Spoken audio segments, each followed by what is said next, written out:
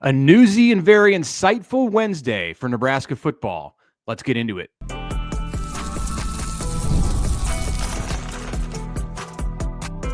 You are Locked On Nebraska, your daily Nebraska Cornhuskers podcast, part of the Locked On Podcast Network, your team every day. Good morning, and thanks for making Locked On Nebraska your first listen every day. We are free and available wherever you get podcasts and on YouTube. All right, welcome in. It is Thursday. Connor Happer here from 1620 The Zone and Mitch Sherman on the Locked On Nebraska podcast. Mitch Sherman of The Athletic. That is yesterday, like you said, Mitch, busy day. We will, of course, get you our thoughts, what we heard and saw from Nebraska's three new assistant coaches, or three of the new assistant coaches: Phil Snow, Phil Simpson, Daikiel Shorts. Each of them sort of interesting in their own way.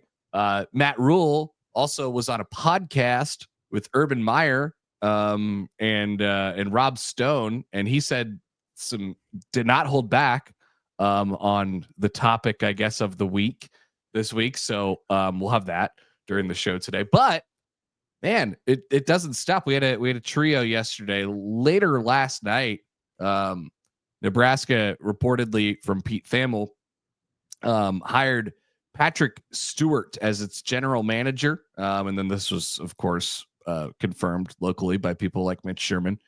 There you go. He can confirm. Stewart has been the director of pro personnel for the New England Patriots for the last couple of years. He spent time with the Eagles, and he was with the Panthers when Matt Rhule was the head coach in Carolina. So we saw yesterday that Oklahoma hired a general manager, Jim Nagy, from the Senior Bowl. It was sort of lauded around the country as like a really big deal. And Nebraska on the same day hires their general manager as well. Now, one more thing before I let Mitch talk here.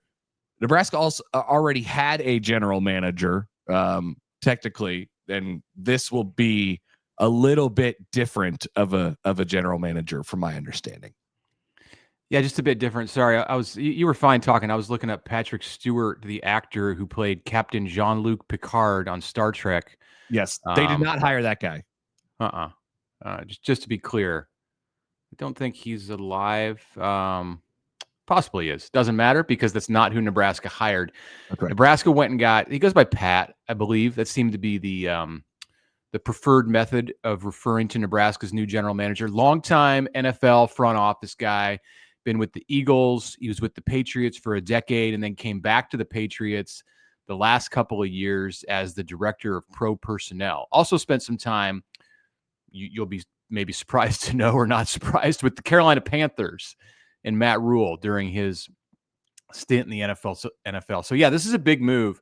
Sean Padden, who has been in the GM role at Nebraska for Rhule's first 2 years, is staying, and really he's going to stay in what he's been doing. So Padden has been the primary behind the scenes player for Nebraska as it gets ready for revenue sharing. He's been the main liaison for the football program with 1890, Nebraska's collective. So he can continue he's going to still kind of be he's going to still be very much involved in the money, in the contracts that Nebraska will seemingly be working on with football players as rev share begins. And Matt Rhule is very happy with the work that Sean Padden did in kind of heading up Nebraska's efforts to make hay in the transfer portal over the last several months. So they're just beefing up their manpower in this department, and then bringing in Pat Stewart to do general manager kind of things. It's like having an NFL general manager. Yeah, instead of having free agency and the draft, you have recruiting and the transfer portal. You have a bigger roster than exists in the NFL. You have cuts like exist in the NFL. So college football is becoming more and more like the NFL, and you see the influence in this offseason, the NFL influence with people like Stewart coming on board, with Phil Snow coming on board, with John Butler being elevated, with Terry Braden coming on board. These are all people with backgrounds in the NFL. And as college football makes this sharp turn, Nebraska's attempting to go along for the ride and structure its program much like what you see at the highest level.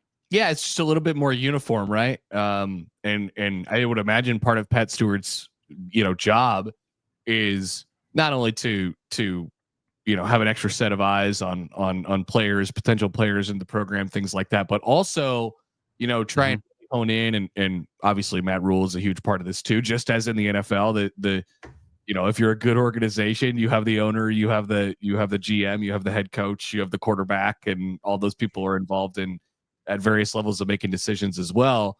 But I'm thinking about like the top to bottom in what players are paid from a revenue share perspective, and even from an NIL perspective, and sort of how you sort out value on the roster. Like this is, Rhule. It doesn't seem like Rhule's style, but he's talked about it a lot over the last couple months, like assigning value to players and assigning value to positions. And I would imagine Pat Stewart's going to be a huge help in that category, among other things. It's just another person, in the building. And it's interesting, of course, like you said, Mitch, that there's that really, there's that close NFL tie.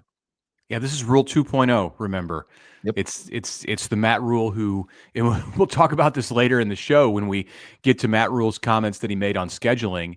It's the Matt Rhule that doesn't really care what you think, and Apparently, somewhat different guy than the one who showed up and I think was very aware of a lot of those kind of things. He didn't want to have to be the bad guy who delivered the news that, I'm sorry, there's not going to be room for this player on the roster, or of course we're going to pay all the attention in the world to the in-state or the local high school programs because that's what Nebraska football is all about. We go out and we do that. And now I think the MO has changed to get to a place where it's like, well, what we're going to do is we're going to give ourselves the best chance to win.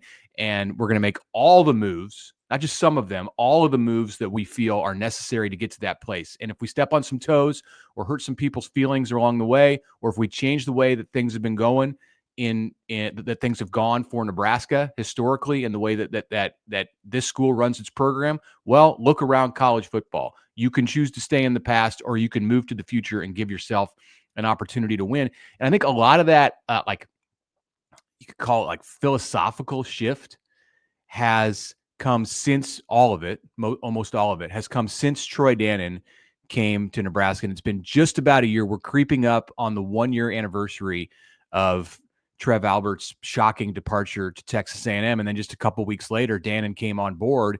And I think he's pushed Matt Rhule. I think he's pushed Nebraska athletics into a place where it's like, hey, you guys got to get past a lot of this stuff that's been going on here for decades, because look at the way that it's been producing in the win column. Like, let's just go all in on everything that all the big programs and all the money programs are doing, and I'll empower you and I'll give you the resources and just do it. And let's see if we can get that to work. And that seems to be the direction that Nebraska continues to go.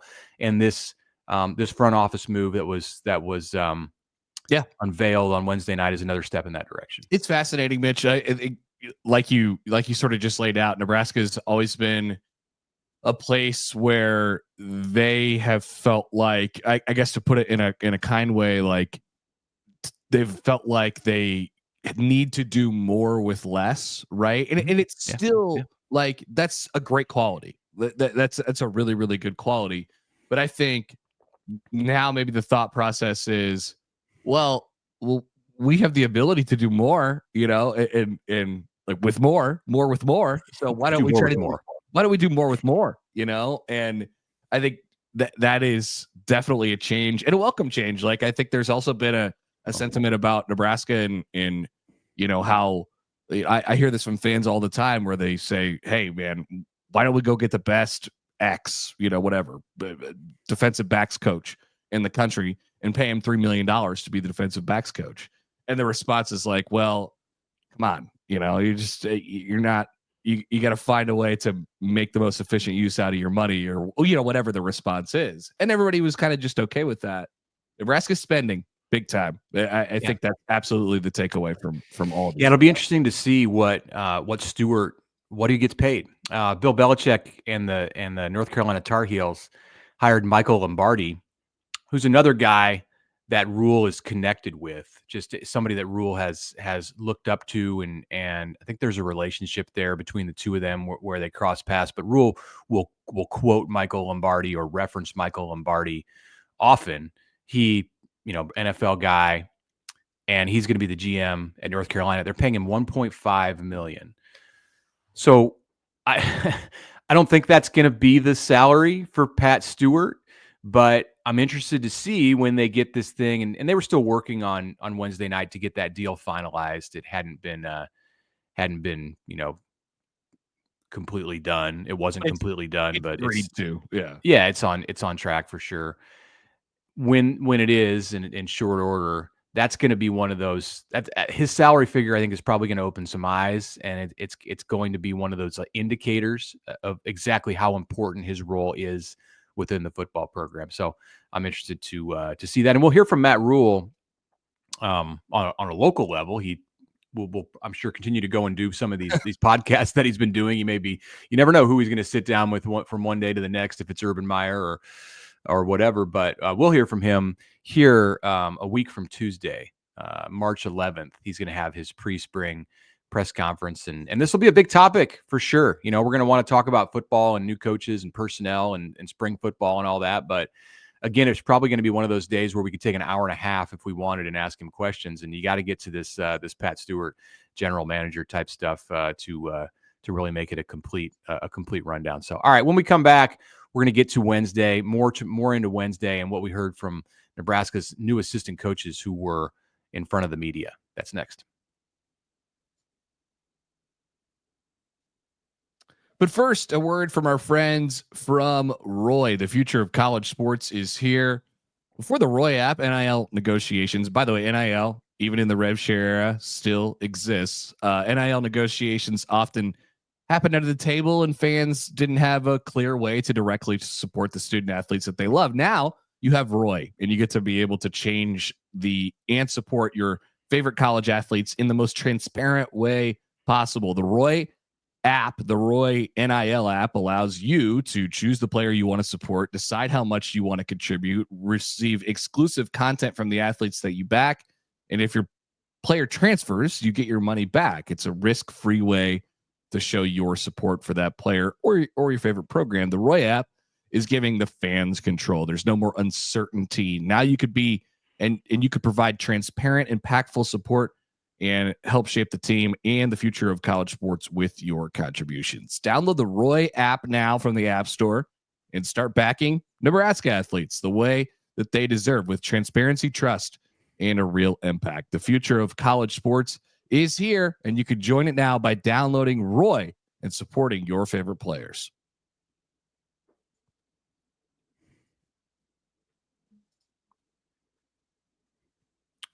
Okay, welcome back. Thursday episode of the Locked On Nebraska podcast. Friday we'll have our mailbag. Lots happened this week, especially on Wednesday. So take stock, send us your questions, hit us on email at lockedonneb@gmail.com. You can also find us on Twitter or leave a question in the comments on YouTube here at the bottom of this show.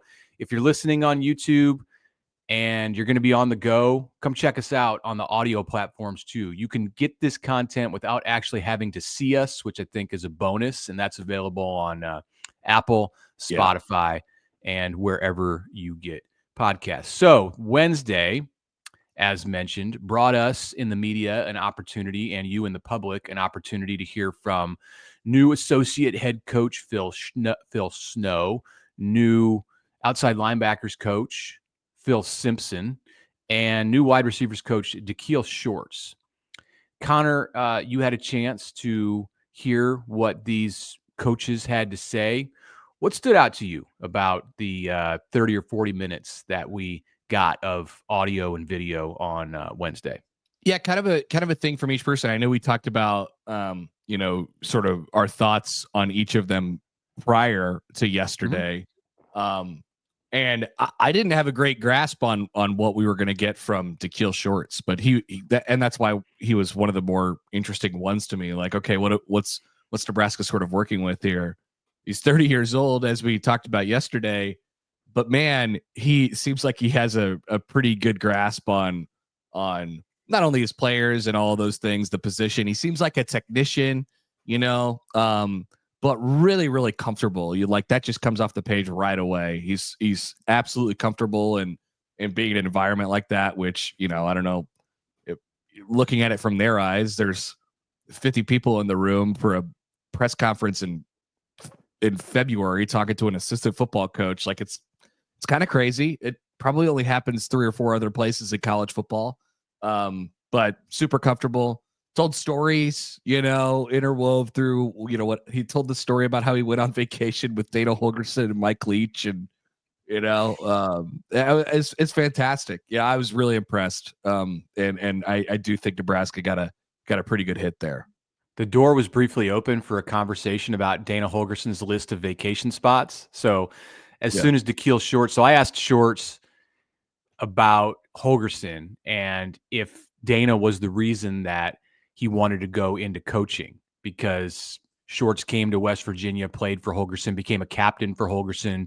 He quickly washed out of the NFL, was an undrafted receiver within the Bills camp for a few months, and he came back to West Virginia, and he said, yeah, he very much was influenced by Holgorsen, and then he mentioned going on vacation with Dana, and that was like, I think my eyes probably went boom as soon as I heard that. I'm like, where did you go? What did you do? What did you eat? What did you talk about? Like it was that was kind of what was running through my. I could hear all the writers like, all right, because I think it was Amy who asked the follow-up question of like, where'd you go? So, the writers were already planning on writing a story on that.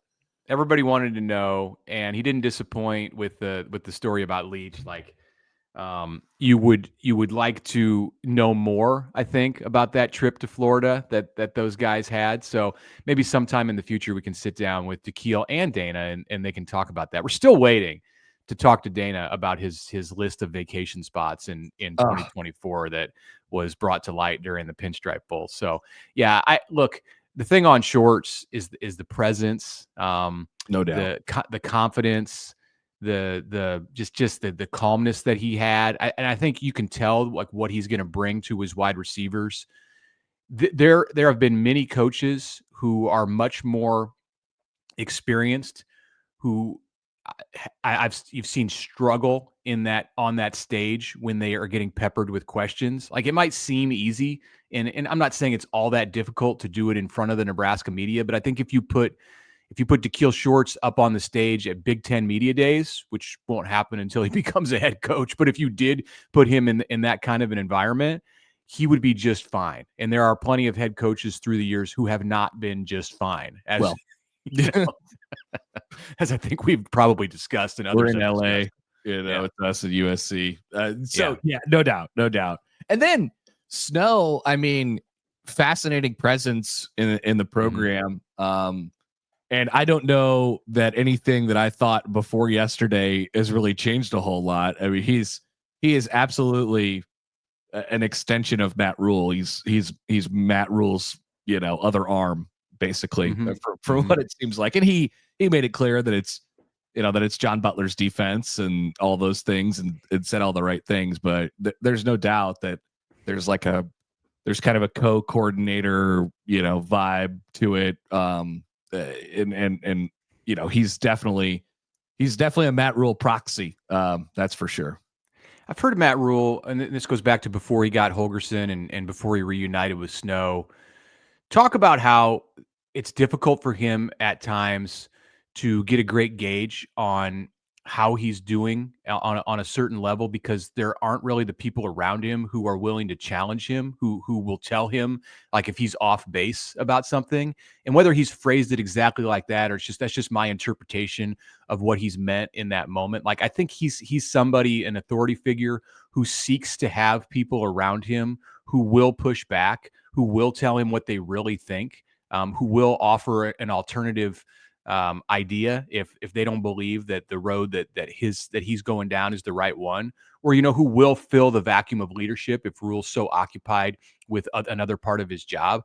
And I mean, he in Tony White, I think he had a strong personality alongside him, but they didn't necessarily have the history, and Tony didn't have all of the experience to be in a position where he was willing to come to Rhule and really challenge him on something. Like he ran the defense like he was the head coach of the defense, and that's kind of where it stopped with Tony White.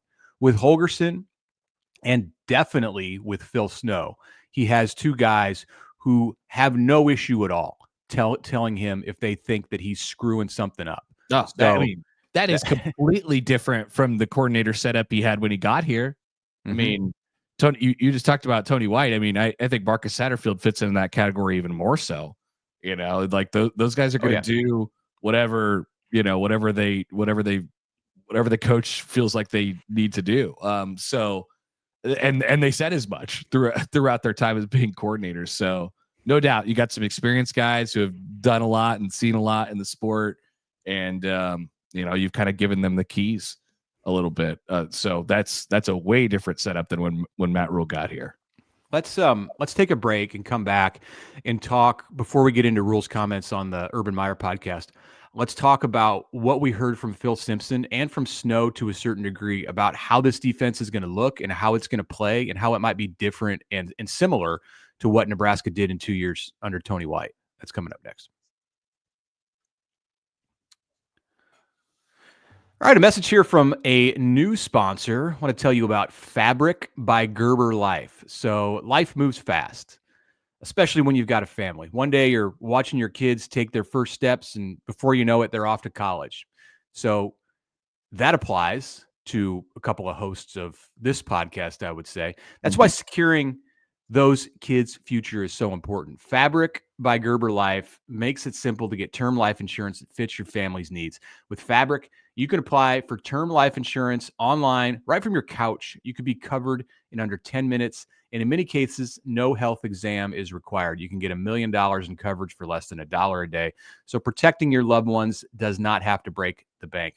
Join the thousands of parents who trust Fabric to help protect their families. Apply today in just minutes at meetfabric.com/lockedoncollege. That's meet, MEET, fabric.com/lockedoncollege. Policies issued by Western Southern Life Assurance Company, not available in certain states. Prices subject to underwriting and health questions.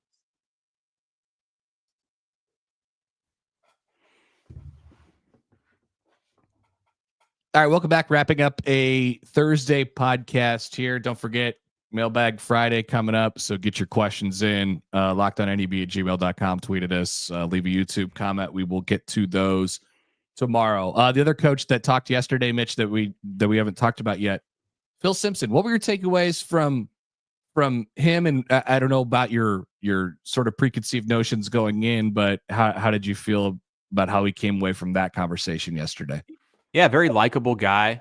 Can see why he's good on the recruiting trail. I think he's somebody that parents and high school coaches would be able to trust right away. He kind of has that high school coach vibe to him, in a good way, like, knowledgeable in coaching, but you can tell that he's run his program. And he talked about the what he saw and what his expectations were for the Miami Five that Nebraska signed in the 24 class, headlined by Ja'Cory Barney, Vincent Shavers, and Willis McGahee.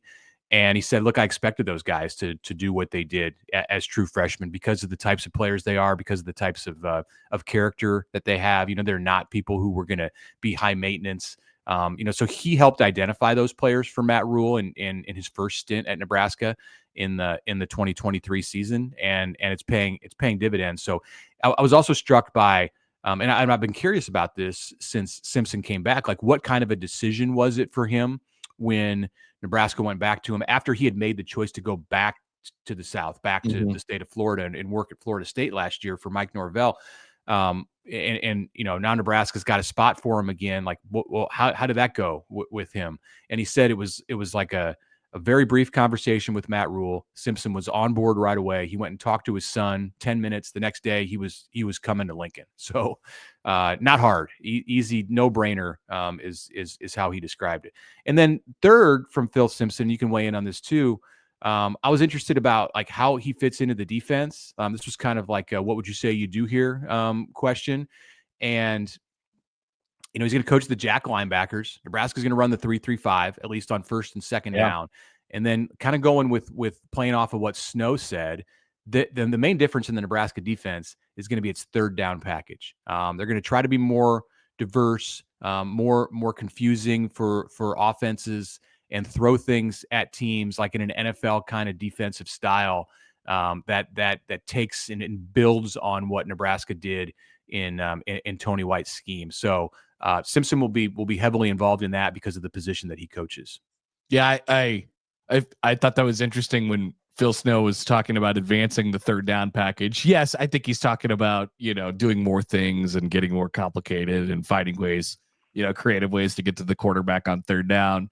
But I think he's also talking about success rate too. Like we just got to get better at it, and find a way to get better. And Snow talked about, adjusting your defense and fitting your defense to the personnel that you have. And that'll be another ongoing thing that we find out during spring ball. What is Nebraska's personnel? It's definitely not what it was last year when you have Ty Robinson and Nash Hutmaker man in the middle for you. So where's your area of emphasis? Where's the area where you feel like, all right, we can highlight this, and we got to get these players, sort of some space to move. It'll be fascinating to see what they identify in spring ball and beyond. What helps on third down, and we'll talk about this next week when we hear from Addison Williams. But what would really help Nebraska be better on third down is to have lockdown corners. To have multiple lockdown corners. And, that's an area that they're going to focus on a ton here in the spring with the addition of Andrew Marshall and the continued growth of Sierra Wright. I'm interested to see what happens with Donovan Jones going into year 2 in the program after the bowl game that he had, Mario Buford as a second-year player. So they may be considerably better equipped to have lockdown corners. That's where Nebraska got hurt last year in games like UCLA and Indiana when they got teams into third down and then had a really hard time getting off the field. Yeah. Okay. One more thing from yesterday, believe it or not. Matt Rhule went on the Triple Option podcast with Fox's Rob Stone and Urban Meyer. Cool name. Expect like Tom Osborne to be hosting that.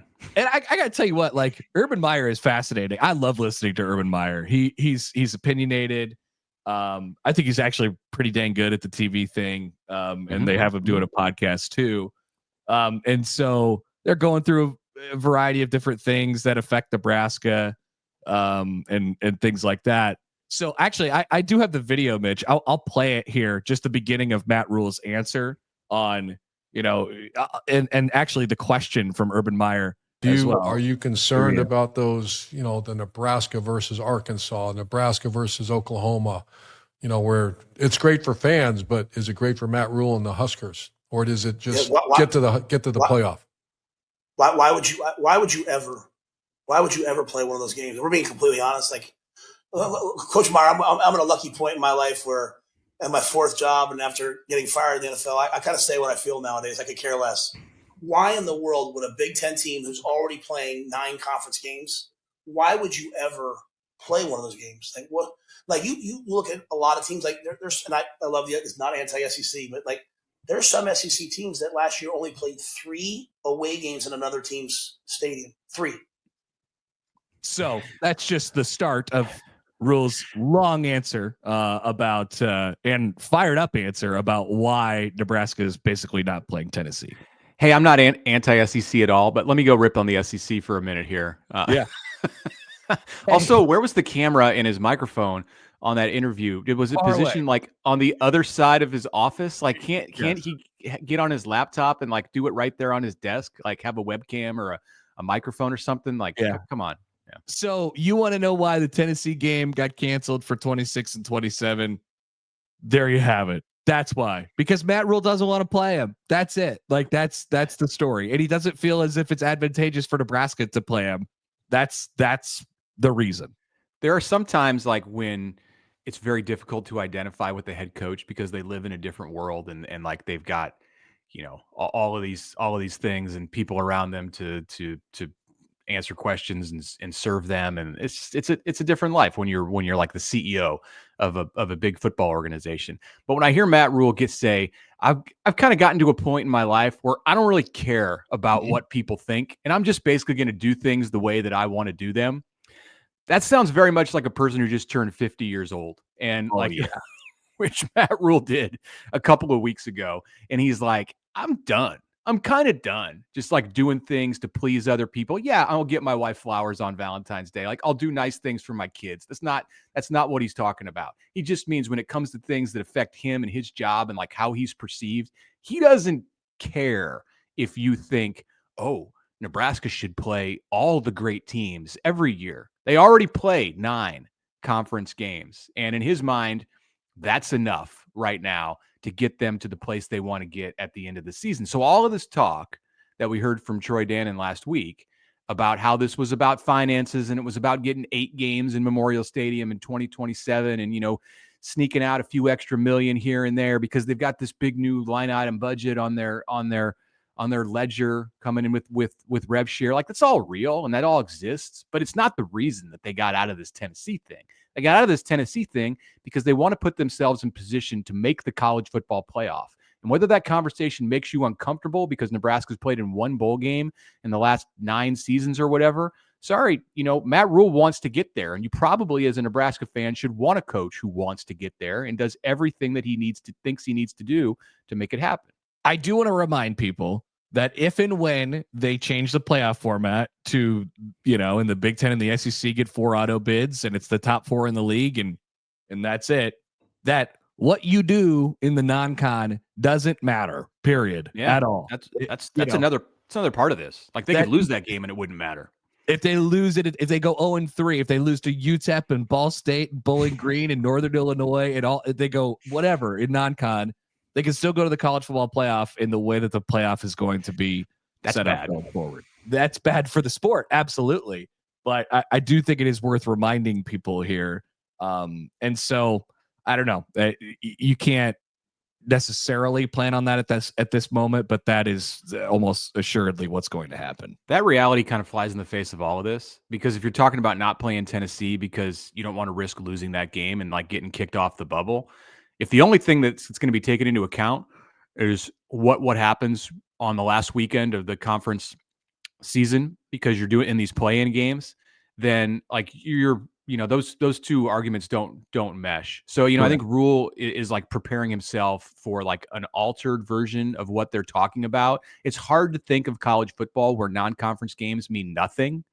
Unless you're talking about like risk of injury, then it still means something. If your star quarterback goes down against Tennessee and you would have been sitting on the bench when you were playing UTEP in the fourth quarter, okay, I get that. But yeah, I think they're going to have more large teams or something like that so that there's still some value, something that comes out of these September games. Otherwise, they're just exhibitions. Like Nebraska, Colorado last season, despite all the piss and vinegar, like it would have just been an exhibition. It would have been like an NFL preseason game, and we don't want that. That's so bad. It's so bad. Yeah, as the format's currently laid out and what they're talking about, and nothing will happen until next year. But there's one wild card spot. There's one at-large spot. Probably need to be 3. Yeah, I mean, yeah, at least. I mean, because 1 is for Notre Dame, and so then you have none if the Irish take that. Exactly. So that conversation, I imagine, will continue to rage on. And Matt Rhule is still pouring a little bit of gasoline on the fire. That's for sure. All right. That is it for us today. We'll be back with you tomorrow, and we appreciate you making Locked On Nebraska your first listen today. For your second listen, go check out Locked On College Basketball. Isaac and Andy have you covered. Don't wait for March to be the most informed college basketball fan right now. Find Locked On College Basketball on YouTube or wherever you get your podcasts.